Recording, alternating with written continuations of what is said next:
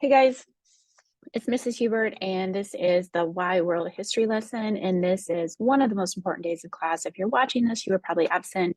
And what I'd like you to do is just keep an open mind. I would like you to listen to my argument. If you remember yesterday, we practiced making an argument. So I'm going to try to convince you that world history is actually one of the most powerful things that can influence your life as an adult, and why it's so important, not just for our classroom.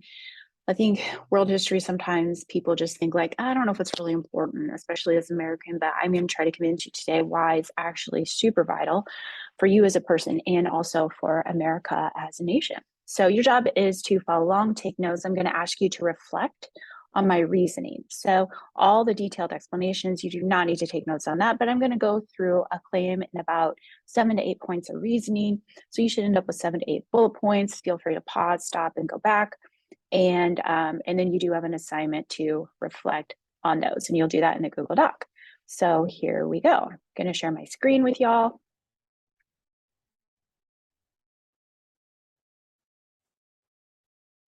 Okay, so basically my claim is that world history is one of the most valuable classes you can take. I went through a couple reasons why, but what I'm saying is that Americans of all people really need more world history knowledge, and it benefits us in so many ways. So it's absolutely vital for your life, and I'm going to convince you, hopefully.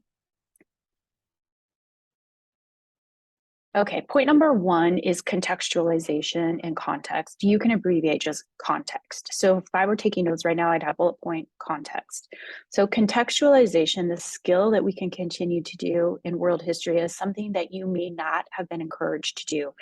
Here's a problem with context. It takes time. A lot of times we want to rush through this. We don't necessarily want to deep dive things. Our brain actually really, really loves just like quick thinking, black and white, right and wrong. But contextualization is really important to develop a deeper understanding and for us to see things big picture. And big picture is really important for making good decisions. So, for example, 9/11. If we study this from just American history, what we know is that on September 11th, I believe it was 2001, there was a terrorist attack in the United States of America. And what most Americans believe is that, like, they know about the attack and it's like the beginning of a whole new era. They see this event as random, they see it as isolated. And if we know world history and if we have greater context, we could appreciate that this was not the beginning, that this was the middle of a period of tension between the United States and the Western world and the Middle East. If we knew a little bit more about Islam itself, it would give us greater context to understand that the terrorists themselves were not representative of Islam as a whole, that they are part of a group that believes to an extreme form. So context would give us more broad picture of this event and understand it in a global nature. The Civil War, I think, is a really good one for this, because when we study this, it's pretty much Civil War in the United States, North versus South, free versus slave, federal versus states. But if I told you that in this exact same decade, there are about 30 revolutions around the world, civil wars, rebellions, and countries breaking apart, you might then think like, oh, there's probably something else going on, because otherwise it like that doesn't happen. There aren't like 30 revolutions around the world. So what I'm trying to convince you is this is actually not happening in isolation. There are bigger processes, bigger things going on in the world. And the Civil War, if you back up and take a look at the whole globe, this is like the moment in time where all around the world, industrialized versus non-industrialized, they are colliding. So industrialized states are thriving and becoming immensely powerful. Non-industrialized states, the South, they are not, and they are suffering. And this economic divide and economic tension is just really ripping nations apart from the inside, but also nation versus nation, especially over in Afro-Eurasia. So the US Civil War, yeah, it happened here. Yeah, it was about that topic, but actually part of a larger world process. Okay, reason number two, understanding patterns and rhymes in history is vital to understanding the world that you're living in. So we've heard the phrase history repeats itself. There's an even better one, I think. It does not repeat itself, but it rhymes. And what I want to argue about that is that when we start to recognize and see these patterns in history, when we see periods of tension, violence, upheaval, what we can do is we can step back instead of like freaking out and living in fear. What we can do is be like, okay, like I know that this has happened before in history. So, for example, one of the things we've always seen in human history is that if we have a group of people who are facing economic decline, they always tend to blame other people. One of the groups that people have tended to blame is immigrants.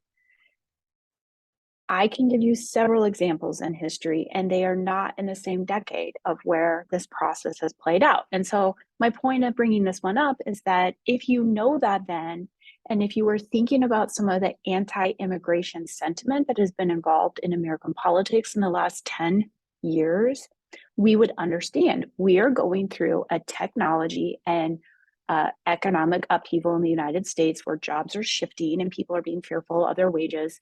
So that has happened in the past. It doesn't mean that we concede, or it doesn't mean that we're just like, well, that's the way it is. What I'm saying is it gives you a lens. It helps you understand that humans are biological beings. It's human nature that we get fearful, we like to blame, and this is just a way that humans have done that over time. This is almost scary, so I like to give you this slide here, and I have some words blacked out, but if you read through these, you could kind of put the story together. And if I said, hey, what year is this in? A lot of you would think, okay, well, I feel like this happened like 2015-ish or, around that time. And then what if I told you it happened in the 1880s? You might be kind of shocked. This is actually taken from an account of American history in the 1880s.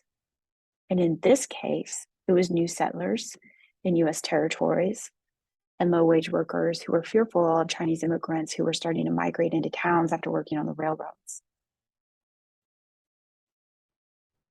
Okay, point number 3, cultural competency.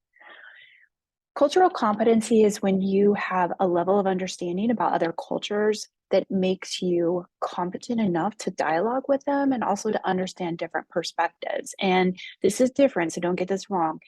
It's not saying that you accept, endorse everything about other cultures. It's that you have a knowledge base that you can use to then dialogue and interact with people from other cultures. And this is really important for a global world. So personal level, you're going to be working with diverse people. You want to be able to do that. And in your community, you want to be able to do that. Let's just talk about the US and our national security. If we as a nation are not able to even dialogue and understand other people and other cultures, that puts us at risk. When we don't understand people, then we can't talk effectively and we may not understand the perspective. I put a picture of Kim Jong-un up here. You might have recognized him from North Korea. And my point with him is like, that was a very unique and different culture. And it's also tense right now because they have nuclear capability. They're building long-range missiles. And my point is like, we would benefit if we can have conversations, even difficult ones, from people who are very different from us in order to have better relationships and avoid war and conflict. And different, we have to understand human nature. It is human nature to view something as different, to be cautious and possibly fearful, things we haven't been exposed to, people that look very different from our communities. It is a natural human reaction to approach that with a sense of apprehension all the way over to fear. So we have to recognize that and know that we have to do a better job, because if we know it's our human reaction to be apprehensive, we can put the brake on the fear thing. And I think we can say, tell me more, because this is very, very important for our own nation. So for example, when we see somebody that looks different than the community that we are used to living in, are we automatically fearful, or do we ask more questions? I just have some different scenarios here with pictures. I like to talk about Malala. And Malala, hopefully you guys are aware of her, but she is a young woman who was targeted by the Taliban. She was living in Pakistan a few years ago. They attempted to assassinate her because she was attempting to get education and promote education for other girls. And so my point is, like, she is Muslim. She wears a hijab, which means she covers her hair, which many Muslim women do. So my example with that is, if you see a woman wearing a hijab, are you informed enough to know that there are many variations in Islam, and most Islamic people are not, do not endorse any extreme form? Malala is a huge advocate for human rights. She speaks in the United States all the time. And so we have to be more nuanced in our thinking. And then to that point, it is important if there is a threat to the United States, if there is a personal threat, you would want to know that. We don't just say like, oh, everything goes. We say, no, tell me more. So for example, you can't tell by looking. Okay, we see two different groups here. Looking. Oops, I got to go back to share screen.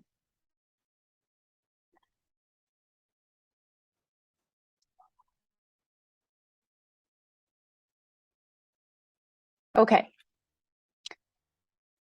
so back to this. Let me minimize my image. Okay, so I'm saying this is not something that you encounter as Americans. So like we need to know more because you can't judge by looking. So for example, the guy over here on the left, that is the leader of Boko Haram. That is dangerous. That's a Islamic extremist group around the region of Nigeria. They want to destroy and destabilize the government. They want to create a violent violent like extremist Islamic state.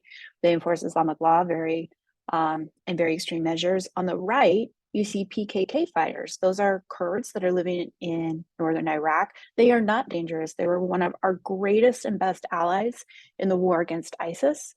Very, very effective fighters. 40%, interesting little fact there, 40% of their troops are women. So we absolutely relied on the PKK fighters to help root out ISIS in the regions of Syria, northern Iraq. So that's an example of like, we can't just judge by looking and making assumptions. And it would do well if we have an ally, if we have people that are good partners to us as the United States, we would do well to understand them and to work with them.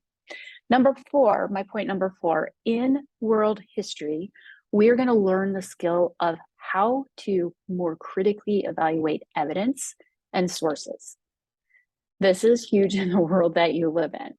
So one of the things that I think we're going to come to see more and more in the future is that misinformation is going to be like the nuclear weapon of the century of this century.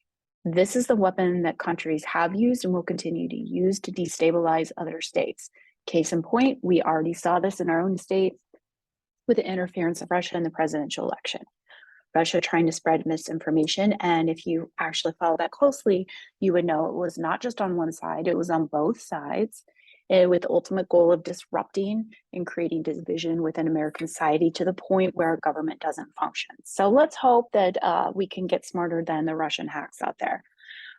Okay, more and more as information is given out online, consumed online, we would do well as Americans and as individuals, right? Even in our own personal lives. Do I just have the mindset of where I am able to more effectively weed out stuff that is just flat out wrong, stuff that is propaganda? Do I even have the concept that we are being targeted online by various groups and organizations, and to be aware of that as we interact with information? Okay, this was a little cut off. Sorry about that, the number. But here's something that we do in world history that's unique. A lot of times in American history, this whole theme of environment is not necessarily a focus, and that does not do us well. And here's why. Human environment interaction. I am not just talking about what some people may perceive as like liberal policies about protecting the environment. I am talking about being aware of environmental processes that are going on. I'm talking about awareness of how crucial this is to history and how often this is at the root of conflict. So our American military, every single year, they do war games and simulations. They're always, thankfully there to protect us and try to make us prepared. Well, here's something that you may not be aware of. When you talk to military leaders, and in these war simulations, you might be thinking that we are talking about like worldwide nuclear war, and it is not. The prediction among military leaders is that the wars of the future will largely fall around scarcity of natural resources. We would do well to appreciate this is actually really impacting our life and has the possibility of disrupting our future. Okay, the next reason I'm going to give you is moral obligation. And this may seem like a weird one, But I really think this is important, and I hope to convince you of this. What I'm saying is that because you are an American, you have a moral obligation. I'm saying an ethical obligation. Like, it is the right thing to do as an American, and it is a wrong thing to do as an American if you're like, I'm not going to take the time to learn this stuff. And here's why. The picture of a bulldozer, I don't think, or whatever it is, but obviously this is like clearing the land in front of it. And this is a metaphor for me of how we are as the United States of America. Your weight as a citizen, you personally have more power in the world as an American than other people do. If the United States is the most powerful nation in the world at this point in time, and you are a voting citizen, you are directly responsible for impacting every single life on this globe. When our government makes decisions what to do, what to not do, to intervene, to not intervene, even our trade policies are impacting people. It can mean life or death for other people around the world. It can literally mean life or death. Case in point, Ukraine. Recent Russian invasion of Ukraine, thousands of Ukrainian lives at risk, thousands of Ukrainian refugees, destruction of cities and infrastructure, even Chernobyl, coming under threat. Should the United States intervene? So our answer so far has been no, we will not send a military intervention. That is impacting the lives of people in Ukraine. They are suffering to a great degree, experiencing a lot of disruption. It can be literal life and death. It can just be the fallout from an economic law. If we pass some sort of trade law or currency law, we could be impacting people in Africa, people in Latin America. So what I'm trying to say is, as somebody who has control through your vote, through the most powerful nation in the world, whose decisions reverberate and echo all over the world, you must pay attention to what we are doing, and you must be engaged. If you do not have the knowledge, you cannot be an informed voter. And then we run the risk of doing harm. And I think we want to do good if we can. And I just have some pictures of some things kind of blowing up in the world right now. Okay, 7 is empowered as an individual. And by this, I mean, don't view history as something that people in the past did. History is nothing other than the intersection of human nature and humans at one point in time, an event that's happening in the daily life. You may not view yourself as part of history, but you are literally a vital part of this whole chain of cause and effect. And I can prove it to you. You may be thinking, Mrs. Hubert, there is no way that one person in the world can actually have an impact or change the course of things. But I'm going to say you're 100% wrong. I can prove it to you. One person in one moment in time can actually change the course of human history. And I want you to be mindful of that, because you by yourself are important in this process and you hold a great deal of power. Case in point, number 1, you may or may not know who this is. This is Stanislav Petrov. He was working in the Soviet Union in 1983. He was a member of the Soviet military. He was in a missile silo when all of a sudden alerts started going off saying that they had incoming nuclear weapons from the United States. So 1983, this is the Reagan era. You're like, we didn't launch missiles. Yeah, you're right. So hear me out. This is a point where one person in world history literally changed the course of world history. So he is the last person in the chain of command, which is like, multi-layered, many people have to approve for the Soviet missiles to launch. So very, very simplified story about it. So they get alert that there's like 5 incoming nuclear missiles.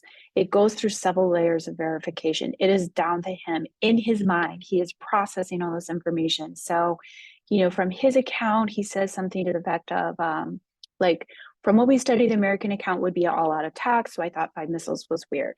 Point number 2, this was a newer system. I did not necessarily trust that it was accurate. Point number 3, the layers of authentication happened too rapidly. I did not think that all the layers could happen in time. Anyway, so bottom line is he did not. He actually broke his chain of command. He did what you should never do in a nuclear war, because as you guys might remember from the Cold War, right, it's mutually assured destruction. So if like you have to launch missiles before the missiles strike.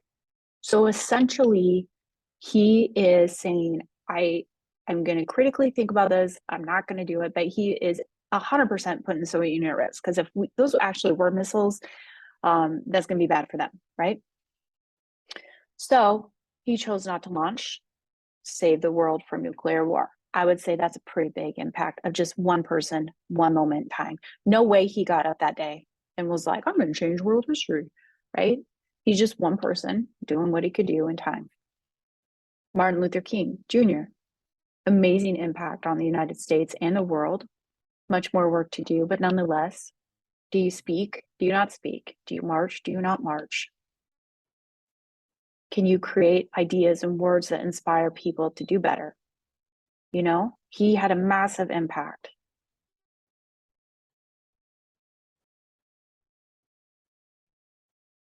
This is a person you may or may not know. This is Alice Seeley Harris. This is one of the saddest stories and one of the most beautiful stories, I think, in world history.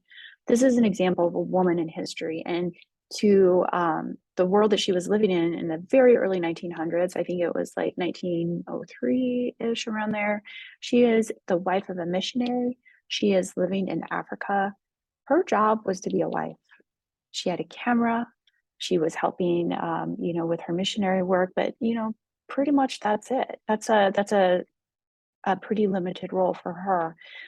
Nonetheless, this is one person, a moment in time. This next photograph's a little disturbing, just a warning, but basically she was approached by this man. And then in that picture, what you're seeing is the severed feet and hands of his daughter. He approached Alice Seeley Harris to inform her of the type of abuse and mutilation and murder that was taking place in his village at the hands of the Congolese empire that was run by the King of Belgium. Basically, this is how the King of Belgium himself was forcing Congolese families, men mostly, to mine rubber. One of the most horrific parts of those stories, like this, have been going on for over a decade, and they know that roughly around 10 million people were killed and murdered during this time period in the Congo. Horrific story, right? So what did she do? She's not like, I'm going to go change the world, but all she did was in her mind, she's like, this is not right. She takes a picture, she sends it to a newspaper. And through this one photo, there were a couple others, and she continued to document our work in Africa. But from this one action of this woman who did not have any kind of title that would, make one think that you could change the world, she literally changed the world. She saved the lives of millions of Africans living in the Congo because of the shame and embarrassment of this. The king was forced to give up this practice and turn the property over to the government. Abraham Lincoln. We can go through other very, very impactful people of history, just one moment in time. Of course, he does have the title, right? Alexander the Great. And we can learn the other flip side. One person can have a massive negative and evil impact on history. Number 8, I think it might be 9. Did I get my numbering off? But anyway, the last thing I want you to do, and I don't want you to shy away from this word privilege. I think that, kind of on the hot seat.